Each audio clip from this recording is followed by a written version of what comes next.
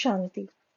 आज हम पढ़ रहे हैं 1994 की ज्ञान सरिता किताब से गुलजार दादी जी यानी दादी हृदय मोहिनी जी की ये क्लास जो दादी ने कुमारों की भट्टी में कराई है। इस क्लास का टाइटल है आत्मिक स्थिति व अतीन्द्रिय सुख की अनुभूति करने के लिए एकाग्रता की शक्ति को बढ़ाओ। बाबा के बच्चों की विशेषता है कि जो सुनते हैं उसे स्वयं में धारण कर वैसा बनने का पुरुषार्थ करते हैं। दुनिया वाले सुनते हैं लेकिन बनते नहीं। तो सुनने का अर्थ है बनना, क्योंकि बाबा ने हम सभी को लक्ष्य दिया है कि आपको मनुष्य से देवता बनना है। जैसे बाबा मिसाल देते हैं कि जो चातक होता है वह बूंद को धारण करता है, या समुद्र में जो सीप होती है वो बूंद को धारण करके मोती बना देती है। जिनकी बुद्धि में बनने का लक्ष्य नहीं है वे सुन सुनकर थक भी जाते हैं। कहते हैं यह तो बहुत बार सुना है, वही क्लासेस फिर सुन रहे हैं। मुरली के लिए भी कह देते हैं कि यह मुरली तो कितनी बार रिवाइज हो गई है, हमारी बुद्धि में याद हो गई है। कह देते हैं सुन सुनकर पहले ही हम बहुत थके हुए हैं। द्वापर से शास्त्र सुने, कथाएं सुनी, कहानियां सुनी, सुनते सुनते बने नहीं इसलिए थक गए। लेकिन यहाँ का सुनना सुनना नहीं है, यहाँ का सुनना माना बनना। आगे दादी जी कहती हैं, हम लोगों की लौकिक जीवन समाप्त हुई, अभी हम अलौकिक जीवन में हैं। इस अलौकिक जीवन में जब भी कोई विशेष खुशी के मौके आते हैं तो सारा दिन कितना भी काम करो लेकिन थकावट नहीं होगी, क्योंकि जहां खुशी व प्राप्ति होती है वहां कोई भी थकावट नहीं होती। आजकल श्वास पर कोई भरोसा नहीं है, इसलिए बाबा कहते हैं एवर रेडी रहो। और एवर रेडी वही रह सकता है जिसका सचमुच देह से भी मोह नहीं हो। नष्टो मोह माना पहले अपने शरीर से भी मोह नहीं हो। बैगर माना जिसे अपना घर भी नहीं हो। आत्मा का पहला घर तो शरीर ही है ना, तो सबसे मुश्किल है इस शरीर से बैगर बनना। तो पहले देह के घर से न्यारे रहो, इसमें ममता ना हो। यदि इससे बैगर नहीं बनेंगे तो योग में बैठने समय थोड़ा समय अशरीरी स्थिति का अनुभव होगा, खुशी व आनंद की अनुभूति होगी। फिर कामकाज में जाएंगे, परिवार के कनेक्शन में आएंगे, किसी के संबंध में आएंगे, संपर्क में आएंगे, तो वह नशा थोड़ा कम हो जाएगा। लेकिन बाबा तो कहते हैं कामकाज करते भी शरीर से न्यारे होकर शरीर को चलाओ। शरीर से न्यारा माना शरीर से अलग नहीं, लेकिन शरीर के भान से अलग। मैं शरीर नहीं हूं, शरीर का भान है मैंपन। यह मैंपन भूलना माना शरीर का भान भूलना। शरीर के भान के कारण ही माया आती है, तो माया का दरवाजा देह भान ही है। जैसे गुणों का फाउंडेशन है अंतर्मुक्ता, ऐसे विकारों का फाउंडेशन है देह भान। योगी जीवन के लिए सबसे जरूरी है एकाग्रता की शक्ति। एकाग्रता के बिना हमारी योगी जीवन हो ही नहीं सकती। एकाग्रता का अर्थ ही है कि बुद्धि एक ठिकाने लग जाए, टिक जाए। मानो अभी बुद्धि में सुनने का काम चल रहा है तो बुद्धि यहां वहां नहीं जाए। नहीं तो बैठे क्लास में हैं और दिल्ली, बॉम्बे कहां ना कहां घूम कर आएंगे। इसको एकाग्रता की कमी कहेंगे। यदि एकाग्रता की शक्ति है और हमने दिल से मीठा बाबा कहा तो बुद्धि एक में टिक जाएगी। जब मैं ऑर्डर दूंगी तो हमारी बुद्धि और काम करेगी। जैसे हाथ है, यह हाथ हमारे वश में है। हम हाथ को यहां नहीं यहां रखना चाहते हैं तो यह हमारे ऑर्डर पर है। तो जैसे यह शरीर की कर्मेंद्रियां हाथ, कान, नाक वश में है, कोई कोई के वश में भी नहीं है। धोखा देते हैं, लेकिन स्थूल कर्मेंद्रियां मेजॉरिटी के कंट्रोल में आ गए हैं। तो जैसे ये कर्मेंद्रियां हैं, वैसे मन बुद्धि संस्कार, यह भी आपकी सूक्ष्म शक्तियां हैं। इन पर भी पूरा अधिकार हो। ये आत्मा की शक्ति है, यानी मेरी शक्ति है, तो ये मेरे ऑर्डर में चलने वाली हूं। राजयोग माना राजा बनकर इन कर्मेंद्रियों को चलाएं। मन बुद्धि संस्कार, इन सूक्ष्म शक्तियों को अपने कंट्रोल से चलाएं। सफल राजा कौन होता है? जिसमें कंट्रोलिंग और रूलिंग पावर हो। यदि रूलिंग और कंट्रोलिंग पावर नहीं होगी तो राजा नीचे और प्रजा ऊपर होगी। द्वापर से यही हुआ है। हम बन गए गुलाम और कर्मेंद्रियां बन गई राजा। आज आंख चला रही है, कल कान, नाक आदि चला रहे थे। तो एकाग्रता का अर्थ ही है मन बुद्धि संस्कार, ये जो सूक्ष्म शक्तियां हैं, यह मुझ आत्मा के कंट्रोल में हो। जैसे हाथ को जहां चाहे जब चाहे काम करा सकते हैं, वैसे संस्कार को जब चाहे जहां चाहे जैसे चाहे वैसे संस्कार मेरे इमर्ज हों। जैसे कभी कभी कोई बात हो जाती है तो बाबा कहते हैं, बच्चे क्या ये ब्राह्मणों के संस्कार हैं? हम भी समझते हैं कि ये ब्राह्मणों के संस्कार नहीं है। जैसे क्रोध आ गया तो यह ब्राह्मणों का संस्कार नहीं है। बाबा ने एक बार कहा कि बच्चे तुम अभी भी चोरी करते हो। ये लोभ मोह रावण की प्रॉपर्टी आपने अपने में धारण की तो चोरी हुई ना। एकाग्रता की शक्ति का आधार है कंट्रोलिंग और रूलिंग पावर। यदि एकाग्रता की शक्ति नहीं है तो इसका कारण है व्यर्थ संकल्प। जिसे व्यर्थ संकल्प चलाने की आदत होती, उसकी स्थिति मेंढक की तरह होती है। जैसे मेंढक नाचता रहेगा, बोलता रहेगा, शांति से नहीं बैठेगा। तो व्यर्थ संकल्प चलाने वाला ऐसे ही है जैसे उनकी बुद्धि में बंदर ही या मेंढक नाच रहे। तो पहले हमें व्यर्थ संकल्प स्टॉप करने हैं। जिसे व्यर्थ संकल्प चलाने की आदत होगी, वह कितना भी योग लगा ले, एकाग्रता नहीं होगी। क्योंकि बुद्धि तो जंप मार रही है। मन और बुद्धि का ही योग है।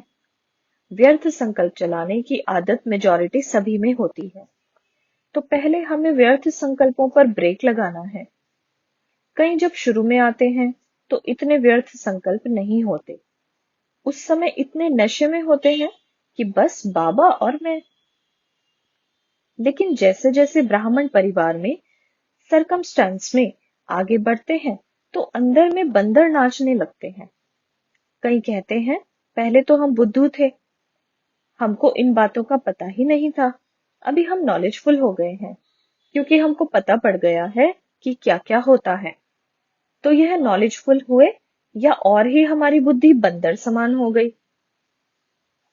बाबा ने यह बहुत अच्छी बात सुनाई है कि व्यर्थ संकल्पों में इतनी ताकत है जो बहुत तीव्र गति से चलते हैं। शुद्ध संकल्प की गति धीमी चलती है।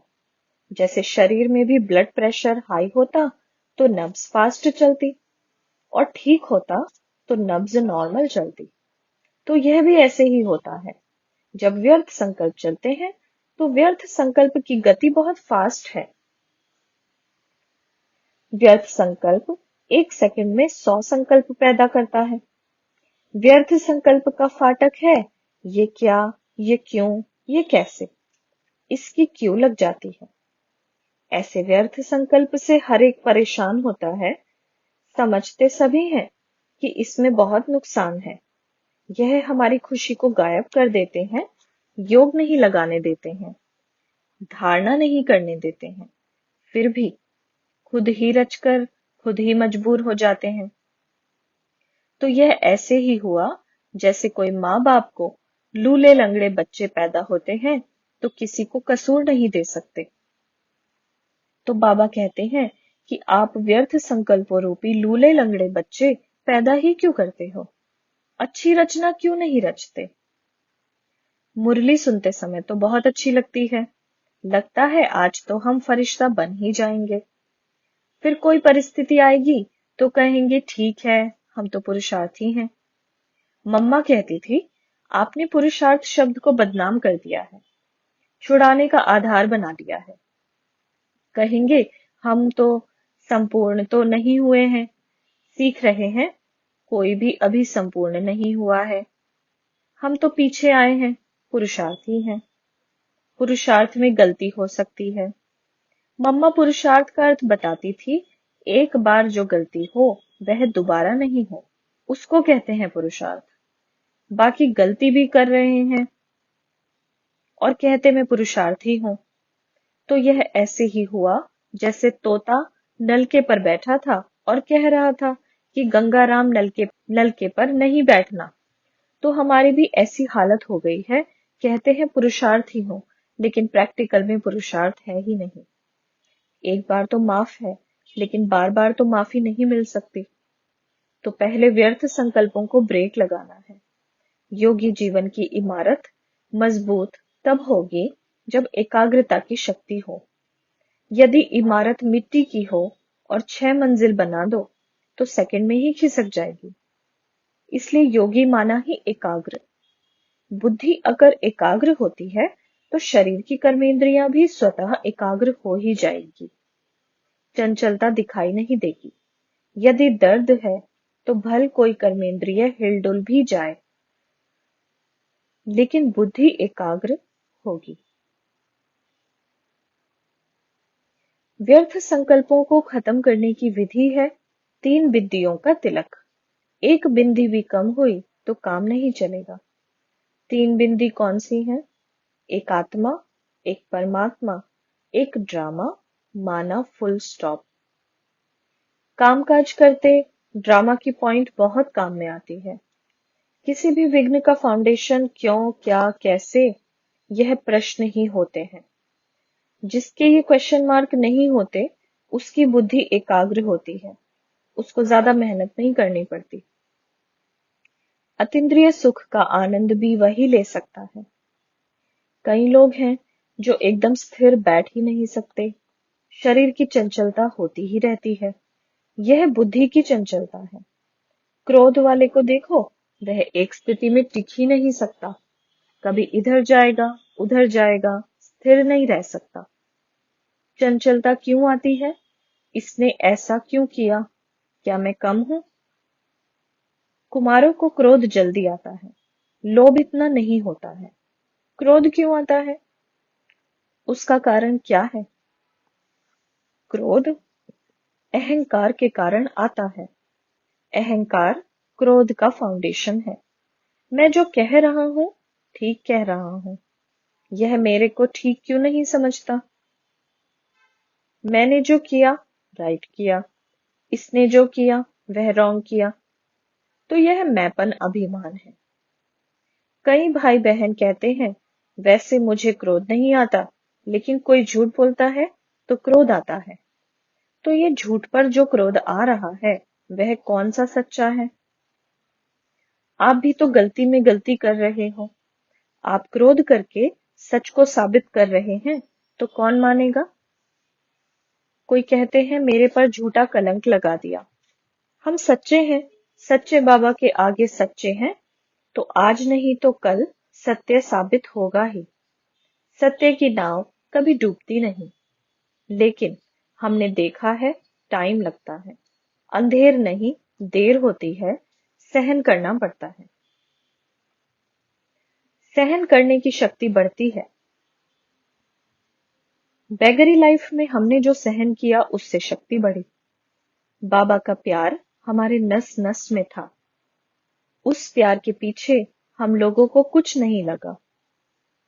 सहन करने से बहुत शक्ति आती है। अगर सहन करना भी पड़ा तो यह बुरी बात नहीं है। कभी संकल्प आ जाता है कि हम ही सहन करने के लिए हैं। मैं कोई लोहा का हूं क्या? यह हम रॉन्ग सोचते हैं, इससे व्यर्थ संकल्प चलते हैं। फिर सोचेंगे फलाने को नहीं कहा बहन जी ने, मैं ही कुर्बानी का बकरा हूं। अगर हम एकाग्रता चाहते हैं तो इसको खत्म करना पड़ेगा। बिना एकाग्रता के अतीन्द्रिय सुख कभी अनुभव नहीं कर सकते। एकाग्रता नहीं होगी तो आत्मिक स्थिति कैसे होगी? अतीन्द्रिय सुख क्या है? इन कर्मेंद्रियों के अंदर जो आत्मिक सुख है वह अतीन्द्रिय सुख है।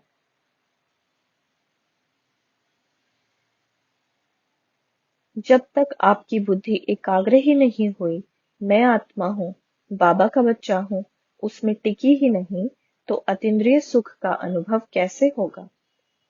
ब्राह्मण जीवन में आकर अगर हमने अतीन्द्रिय सुख का अनुभव नहीं किया, केवल थोड़ा चख लिया, तो ब्राह्मण बनकर क्या किया? योगी जीवन का जो महत्व है वह हमारे जीवन में नहीं है, तो हमने ब्राह्मण बनकर किया क्या? ब्राह्मण बनकर संस्कारों के टक्कर में रहे, इसलिए हम ब्राह्मण बने हैं क्या? हमको तो इससे ऊपर जाना है, तभी हम एकाग्रता का अनुभव कर सकते हैं। एकाग्रता की शक्ति सचमुच इतनी बड़ी है जो दूर की चीज को नजदीक ला सकते हैं। जब साइंस की शक्ति दूर की चीज को समीप ले आई, तो हम भी एकाग्रता की शक्ति से जो शुभ भावना के कार्य करना चाहें कर सकते हैं। एकाग्रता की शक्ति कम नहीं है। एकाग्रता की शक्ति वाला बेपरवाह बादशाह होगा। उसमें कोई खिटखिट नहीं होगी, चिंता नहीं होगी। एकाग्रता में दो चीजें विघ्न रूप बनती हैं, एक चाहना, दूसरी चिंता। कोई गलती करते हैं तो चिंता होती है, चाहे बाहर से कितना अभिमान के कारण कहे, लेकिन अंदर मन खाता है। चाहना और चिंता वाले की बुद्धि कभी भी एकाग्र नहीं हो सकती। ज्ञान मार्ग में जितना आगे बढ़ते हैं, उतना चाहना भी रॉयल रूप से बढ़ती जाती है। लगेगा ये मेरा हक है, ये तो होना ही चाहिए। हमें लगेगा हम अपना हक मांग रहे हैं, लेकिन होती वास्तव में चाहना है। जब बाबा में शिव बाबा की प्रवेशता हुई, तब बाबा ने गीत गाया कि पाना था वो पा लिया, काम क्या बाकी रहा। कितनी बेपरवाह की स्टेज बाबा की थी, तो वह स्टेज हमारी होनी चाहिए।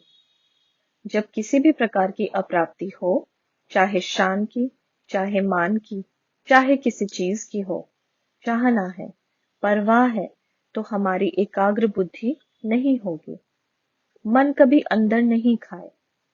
कहेंगे फलाना ऐसा करता है, मैं भी करूं। यदि कोई गड्ढे में गिर गया, तो आप भी गिरेंगे क्या?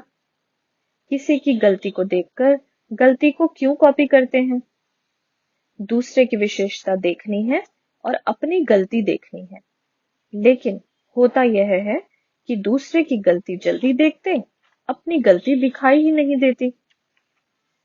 यही रॉन्ग हो जाता है। कभी भी किसी को कॉपी नहीं करना। बाबा का स्लोगन है follow father, follow brother sister नहीं। बाबा का बच्चा, चाहे वह 16,000 का लास्ट नंबर भी होगा, उसमें भी विशेषता जरूर होगी। नहीं तो बाबा ने अपना क्यों बनाया? बाबा का डायरेक्शन है अपनी कमी देखो और दूसरे की विशेषता देखो। बाबा को बच्चों की एक बात देखकर हंसी आती है। बाबा कहते हैं बच्चों की नजदीक की नजर कमजोर हो गई है और दूर की नजर तेज हो गई है। नजदीक की नजर माना स्व को देखना, दूर की नजर माना दूसरों को देखना। तो यदि हमारा यह संस्कार है, तो बुद्धि कभी एकाग्र नहीं हो सकती। अच्छा, ओम शांति।